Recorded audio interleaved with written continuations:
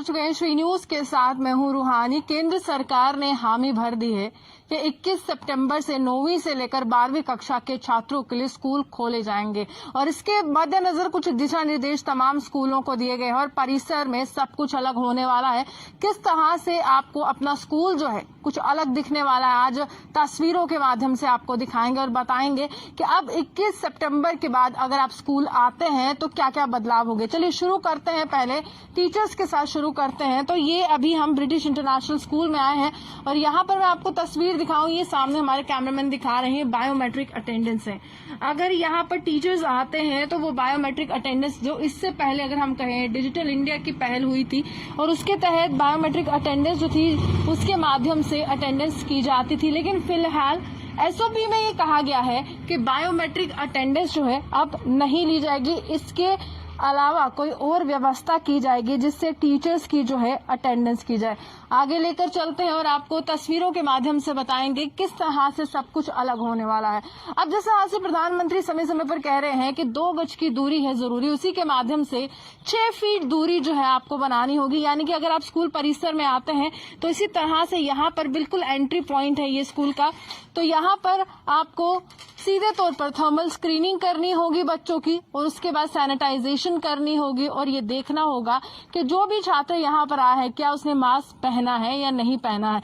ये पूरा प्रेमिसेस मैं आपको दिखाने की कोशिश करूंगी। यहाँ पर सर्कल्स जो है वो बना दिए जाएंगे 6 फीट की दूरी पर और उसके बाद सब कुछ जो है आपके स्कूल में बदलने वाला है। हालांकि अगर हम कहें तो अब जो है प्रैक्टिकल लैब जो है उनकी भी बात की जा रही है और किस तरह से प्रैक्टिकल लैब में भी यहाँ पर सब कुछ बदलने वाला है। हर एक क्षेत्र को यहाँ पर आपको सैनिटाइज करना होगा। स्कूल के अंदर लेकर चलते हैं और दिखाते हैं कि किस तरह के बदलाव अब आपको क्लासरूम्स में देखने को मिलेंगे। चलिए आपको क्लासरूम्स के अंदर लेकर जाते हैं। तो ये अभी आपको बिल्कुल फ्लोर जो है बिल्कुल प्लेन नजर आ रहा है, लेकिन 21 सितंबर के बाद यहाँ पर सब कुछ बदल जाएगा। यहाँ पर अगर हम कहें नीचे तो है सर्कल्स जो है वो बना दिए जाएंगे और क्लासरूम्स में भी सोशल डिस्टेंसिंग का पालन करने के लिए तमाम जो दिशा निर्देश जो है जारी कर दिए हैं उनका भी पालन किया जाएगा। हालांकि मास्क लगाना अनिवार्य है और साथ ही साथ जिस तरह से भारत सरकार ने एक एप्लीकेशन के माध्यम से पूरी जानकारी कोरोना वायरस की दी है, उस एप्लीकेशन के माध्यम से जो है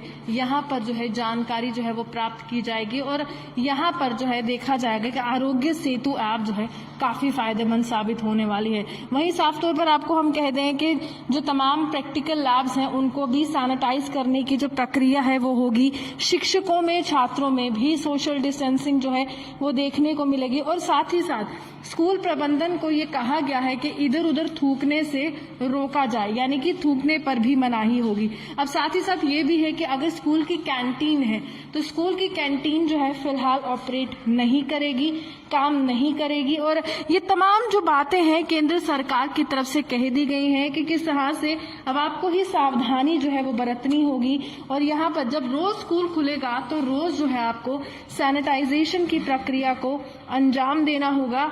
हर एक क्लासरूम को सैनिटाइज करना होगा और ये दिखाना होगा कि कोरोना मुक्त भारत के अभियान में तमाम स्कूल जो हैं वो भारत सरकार के साथ है। और साथ ही साथ अगर हम कहें तो अगर शिक्षकों की बात करते हैं तो 50% जो है 50% जो है शिक्षक जो है उनको यहाँ पर आना जो है अनिवार्य है कि वो बच्चों को पढ़ाएं और बताएं। और अगर कोई व्यक्ति स्कूल नहीं आता, अगर कोई छात्र स्कूल नहीं आता है तो ऑनलाइन क्लासेस के माध्यम से भी उनको शिक्षा जो है वो दी जाएगी। यानी कि स्टूडेंट्स के लिए, छात्रों के लिए ये व्यवस्था जो है वो सीधे तौर पर कर दी गई है। और केंद्र सरकार की बात की जाए तो शुरू से ही इस मामले पर नजर बनाए हुए थे और केंद्र सरकार ने ये भी कहा है कि अगर आप छात्र हैं तो आप पेंसिल, पेन, किताब और कॉपी ये शेयर नहीं कर सकते।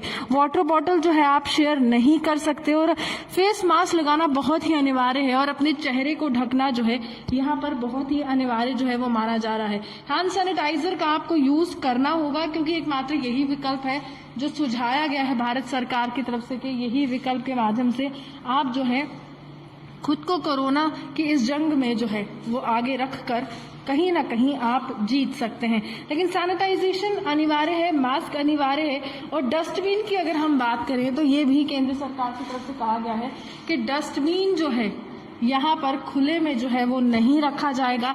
और ये साफ तौर पर तमाम दिशा निर्देश हैं जो यहाँ पर ये भी कहा गया है कि जो सफाई कर्मी हैं उनको रखने से पहले उनको सैनिटाइजेशन का पूरा तरीका जो है सिखाया जाना चाहिए, जिससे लगे कि हाँ पूरी तरह से स्कूल जो है सैनिटाइज हो रहा है। रेगुलर तौर पर रोज जो है जांच जो है स्कूल की जाएगी और बच्चों को थर्मल स्क्रीनिंग के माध्यम से ही स्कूल में जो है एंट्री मिलेगी। हालांकि अभी आप कुछ शेयरिंग नहीं कर सकते हैं पेन, कॉपी, पेंसिल, लेकिन जो तमाम डेस्क बनाए गए हैं उसमें 6 फीट की दूरी जो है वो रखना अनिवार्य है। प्रैक्टिकल लैब्स में भी आपको दूरी रखनी होगी, चेहरा ढकना होगा।